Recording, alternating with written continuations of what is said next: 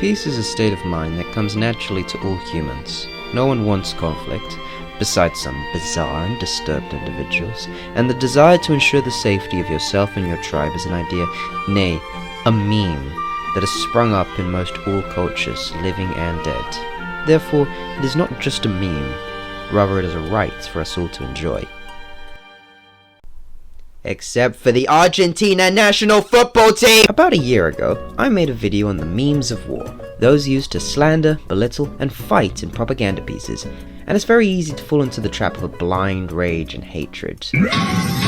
Memes can certainly aid in that process. When you load up the socials and all you see is the news, the government, and other people trying to rile you up into a violent frenzy, eventually you'll crash out and go crazy. But for every action exists an equal and opposite reaction. Chief Keef said that. The human brain has a desire to live in peace and cooperation with fellow humans. We're social animals. Unlike Glorp here, who, I don't actually know what you are, Glorp. I'm cool as hell, that's what. Oh, okay. Well, despite how quick to anger we may feel at times, we always have a subconscious desire to return to a state of peace, across creeds, nations, religions, and so on and so forth. And never do we see this to such an extent as we do in the World Cup.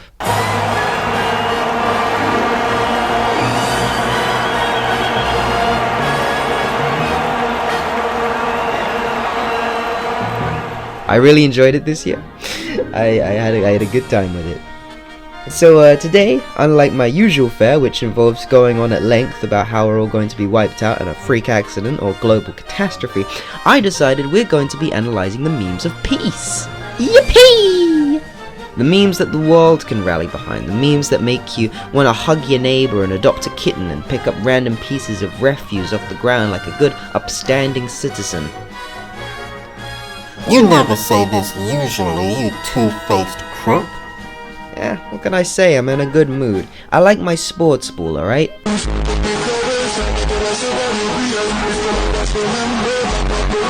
I'm Lil Crispy. I am Glorp. And welcome to Memology in Depth.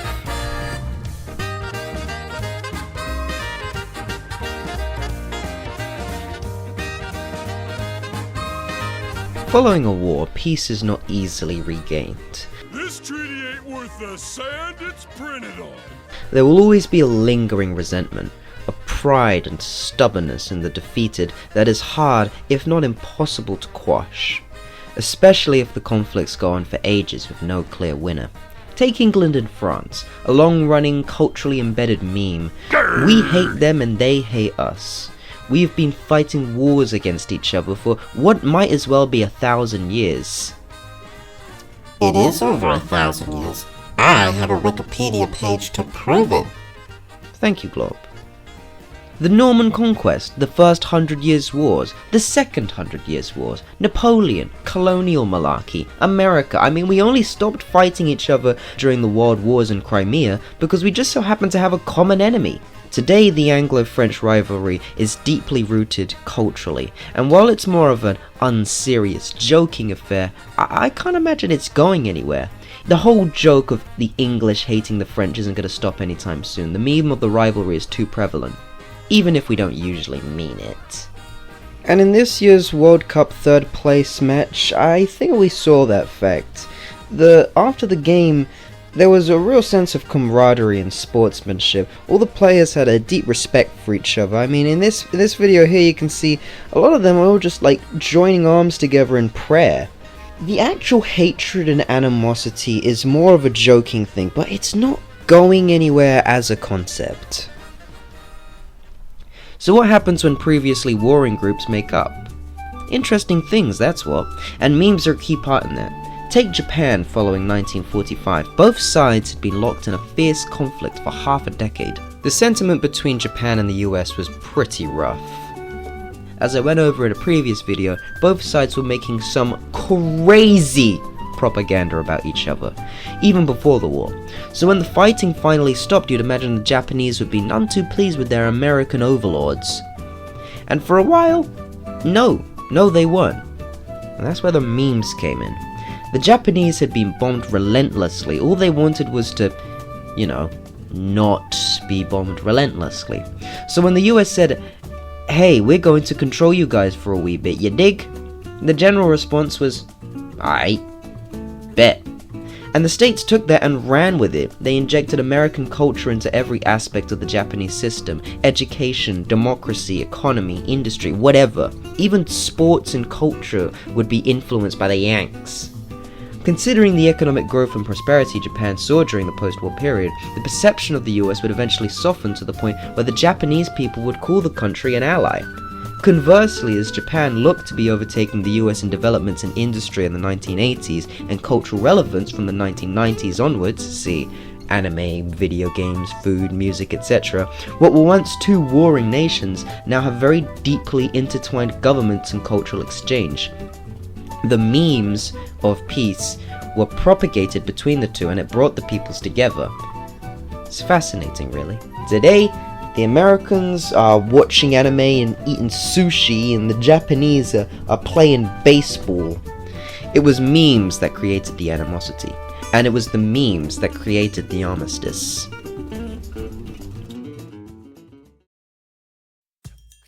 Okay, before the World Cup began, we were having some serious problems. People's visas were being denied left and right and center. There was a war between one of the hosts and a competing nation. Fans weren't allowed to attend, and the tickets were being sold for the humble price of one arm and one leg, or one finger a week for 15 weeks if you buy now and pay later with Klarna. Yippee! If you use Klarna to finance things... I'm sorry. So it was looking pretty bad before kickoff, and then something inevitable happened which we all seem to forget just before the tournament. People enjoy the company of other people. In Lawrence, Kansas, the Algerian national team set up their base along with their fans, and while you may imagine this is a very unlikely mixing of people, they all got along like a house on fire. Team Algeria, welcome to Lawrence, Kansas. They really learn about the Algerian culture, cooking classes, history classes.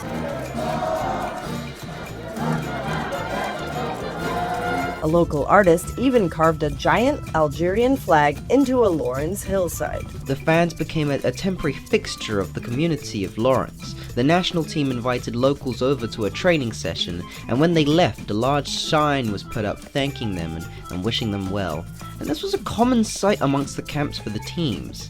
The Koreans staying in Mexico were acting like they'd been friends for years, even during and after their group stage game. That right there is a real test of sportsmanship and camaraderie, that you can still get along during and after a very important competitive sports match. And the Scottish drank the city of Boston completely dry on a random Wednesday and put a cone on the head of any statue within a 12-mile radius. And the people of Boston still praised them for their for their wonderful behavior. The Bosnians walked through Inglewood with large blue flags, which is insane considering the fact that this is blood territory. But they just have so much aura that they can get away with it. Truly the strongest Balkan nation, 10 out of 10. All my homies hate Serbia. And I could go on with all the visiting fans and teams having a blast with the hosts. And I will. The Europeans discovered ranch dressing. What do you think you'll take away from your visit here? Ranch. I love ranch. And then they tried to smuggle it home. Many forgot you had to put liquids in the hold luggage, not the carry-on bags. In fact, everyone seemed to be having a great time discovering US food. There is a reason why they eat a lot of it. It is unfortunately very tasty. I mean, what do you expect when you put brown sugar on bacon? An Angus steak? And a top bun? This shit look nasty as fuck! Everyone loved Norway. Holland was a meme machine. 3 bomber-clad taxidermy rodent ting, and they all boozers. They all geezers. Look at this man. Bro had Norway rowing their boats gently down the stream to their best ever World Cup result, and Haaland to the 3rd highest goal scorer at the tournament, despite not even making it out of the quarterfinals. Crazy. And the teams who were custodian of Hatsune Miku, who initially belonged to the Japanese, was then taken away by Brazil after they beat them. and then she was swiftly taken by Norway, who beat them.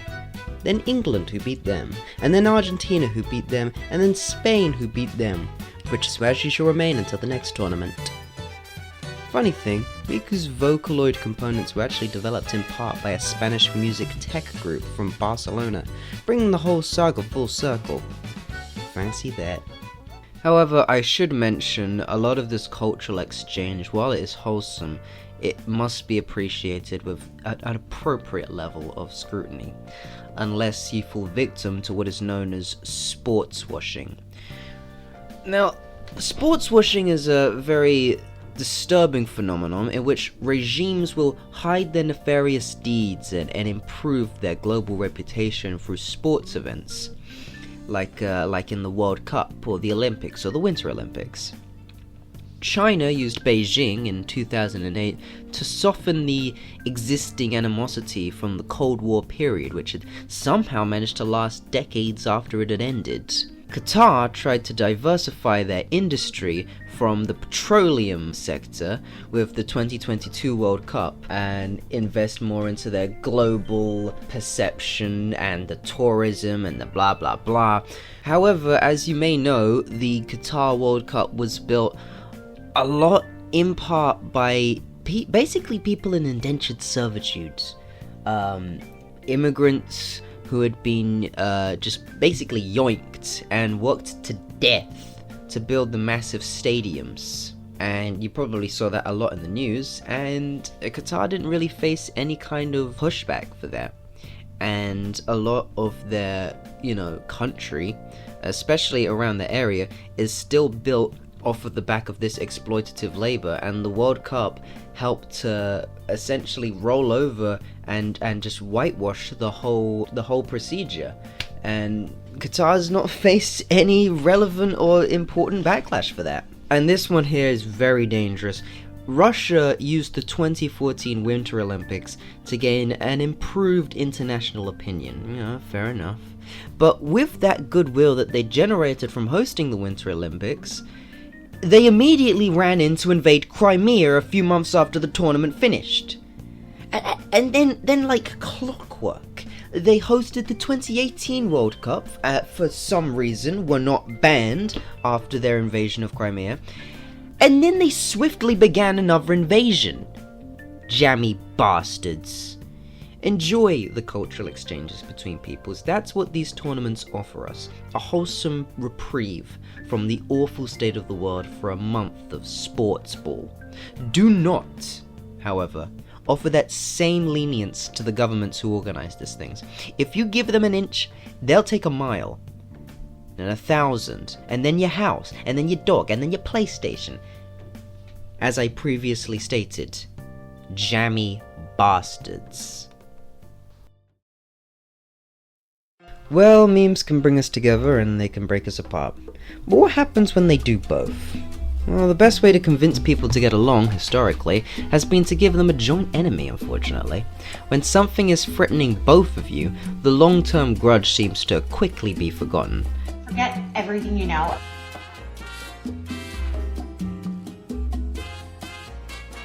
Nothing gets people going like having someone else to hate.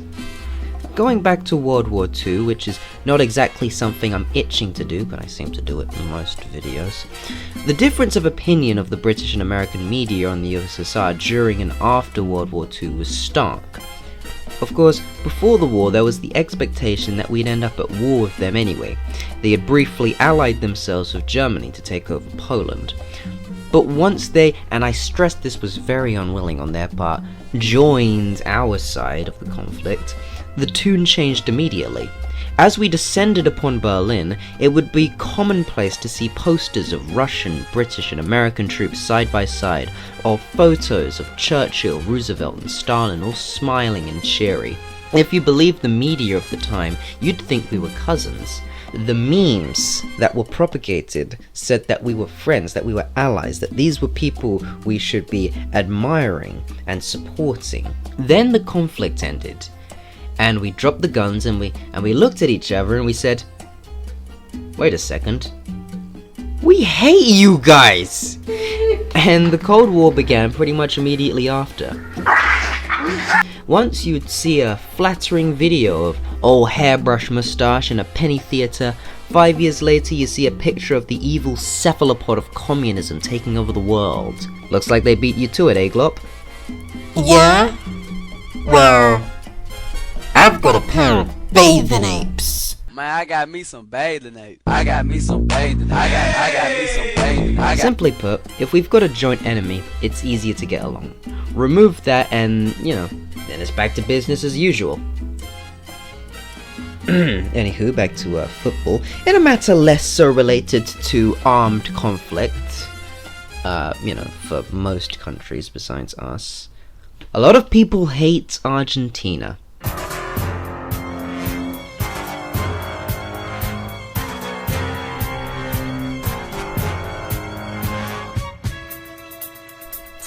Like, a lot. For many reasons. For us Brits, a certain island, populated by nothing but penguins and a few thousand British farmers, has caused more than one argument. And the most lopsided war of the 20th century. For everyone else, though, it's the football that gets people up and going.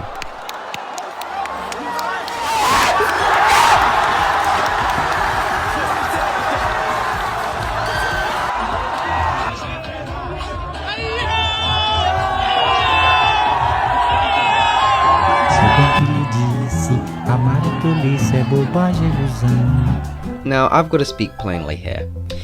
By Jove, that was the worst, most disgusting, most disgraceful and unsportsmanlike 8 games of football I have ever watched. And I think many people would agree with that. And that's enough to galvanize the world. I mean, for Christ's sake, even the commentators on the infamously unbiased BBC, whilst I was watching the final, they wouldn't shut up about how the game's gone. They abbreviated it down to TGG. Can't blame them, because when watching Argentina play, it really does feel like the game's gone. And that's just enough to galvanize the world. It's not true that everyone hates Argentina. Hardcore football fans, supporters of teams that lost to them, terminally online Twitter users, myself, we all dislike their abhorrent sportsmanship. Lionel Messi, you are banned from my restaurant. And that's brought us together. In the great Argentina hate watch of 2026, we were rooting for Austria, Algeria, Jordan, Cabo Verde. Best team at the whole tournament, in my opinion. Mine too. Egypt, Switzerland, England. Of all teams, do you know how hard it is to convince someone to root for England? Do you have any idea how much people hate us? That's how bad Argentina is. It had the world rooting for England. And that final against Spain, oh my great giddy aunt. String. Rodri sends the World Cup into the sky, and Spain, the champions of Europe, champions of the world, and masters of the universe. Absolute cinema. And then Argentina decided to go out like a whining, screaming toddler. Sad, really. But look at the scenes. This was a street in London before the final. The crowd was filled with people in all jerseys screaming for Spain. Even the teams that lost to them, as many people have said, football won. If that's not what the World Cup is about, then I don't know what is. When we look at the world's conflict with the Argentinian national football team, the memes were very funny, but they also brought us together with our condemnation of a combined enemy. Of course, the obligatory no disrespect to Messi or the fans, except for the ones who yelled racist remarks at IShowSpeed and threw beer bottles at the Egyptian fans and, those guys. But aside from that, no disrespect to the Argentine fans. Be nice, behave. Don't stoop to the level of worse people. Despite everything, humans have a desire to enjoy the company of other humans. When you put them on the internet, a land filled with other humans, they'll find a way to coexist with each other, despite how hard people try to force us apart. Humans want to be loved, and love in return. Be a part of a tribe. It's an evolutionary trait that's helped build our social structure. There will always be anger, hatred, and animosity on the internet. It's the one thing we love more than being happy, apparently. But even in that hatred, we can still find common ground. We can identify them, and they become memes. We can still shake the hands of those we fought and wish them well. We all want peace, and we see that in our memes. I'll tell you what my favorite meme of the tournament was. Every player seemed to have their own theme tune. That's a good point, Glorp. I never really thought about it like that. You had Kukurei cat, you had the Mbappe Dictator song, you had Haaland's song. He had like 2 songs. You had Jude Bellingham. Oh man, Jude Bellingham. We're gonna be talking about Jude Bellingham's World Cup campaign for years, man. That's wrong, actually. Oh, is it, Glorp? We're gonna be singing about it. Oh yeah, I forgot we do the song part, don't we?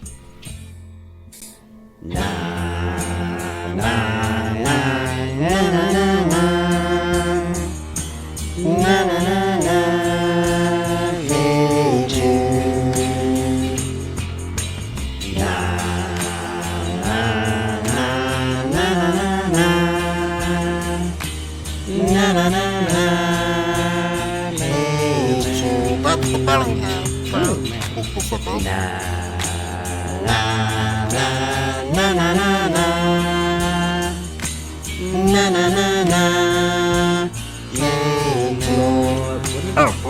That's what they sing and said. Hey, Glorp. Hello. Hello. Greetings. Hello. Yes, I heard you the first time. Hello. Thank you for watching. I told you this video shouldn't take too long, and it didn't actually. I got this one up pretty quickly, which I'm pretty pleased with. I've got ideas for new ones. I'm gonna make them. Hopefully I will be very punctual with them. I will say this though, I did see that the Argentina government or something rather, blah blah blah blah blah, they went on about how they've been going around Twitter and finding people who've basically been saying mean things about Argentina and basically being like, yeah, we're gonna sue you, we're gonna sue all of you, and it's like a list of a few hundred people or a few thousand. I can't even remember. And so I was very sure to consult with all my lawyers, all one of them, that being my alien cat Glorp, that everything I said, I'm fairly certain it'll hold up in a court of law. So but you know, I don't want to have to fly out to Buenos Aires just for a lawsuit. So you know, Argentina, please don't sue me. Aside from that, I don't really have much else to say. Thank you for watching. Make sure to like and subscribe. I forget to tell people that you gotta like and subscribe. And I hope you all enjoyed the World Cup as much as I did. It put me in a very good mood, even though we didn't lose, but we did well. I think everybody did well. I think I was thoroughly impressed by every team that took part. It was good. It was fun. Righto.